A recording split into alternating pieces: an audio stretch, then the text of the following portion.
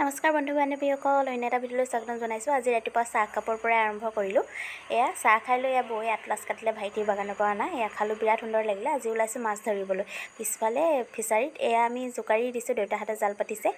মাছ আহিছে সুন্দৰ সুন্দৰ, ইমান ধুনীয়া ধুনীয়া মাছবোৰ আহিছে। মোৱা খাবলৈ বিৰাট টেষ্টি হয় এইবোৰ মাছ। এয়া আকৌ বাৰীত কোমোৰা চাওকচোন, বহুত ডাঙৰেই হ'লি। ইমানখিনি আজি মাছ পালোঁ। ভাবিলোঁ আজি আমি নলটেঙা সৈতে মাছ খাম। ঘৰৰ মাছ পালে নলটেঙাকেইডাললৈ মনত পৰে। ইমান যে সোৱাদ হয় নলটেঙাৰ চব্জিকণ। আপোনালোকে বাৰু চিনি পায়নে আৰু খাইছেনে এবাৰ কমেণ্ট কৰি ক'বচোন। এয়া মায়ে বনোৱাত লাগি গ'ল, দেখিছে নহয়। আজি আমি মাছটো এনেকৈ খাম, ফ্ৰাই নকৰাকৈ কেঁচা মাছটো বইল কৰি নলটেঙাৰ লগত এনেকৈ এবাৰ খাই চাব, খাবলৈ বিৰাট টেষ্টি হয়। এয়া ৰঙালাওৰ চব্জি বনালে, এয়া মাছ ফ্ৰাই কৰিলে, এয়া বনৰীয়া শাক বনালে মায়ে, এয়া নলটেঙা মাছৰ জোল আৰু এইফালে মাছ ফ্ৰাই কৰিলে। এইফালে আকৌ মায়ে ভাত খাই আছে। এয়া এতিয়া মই আপোনালোকক খাই ক'ম কেনেকুৱা লাগিলে নলটেঙা চব্জি।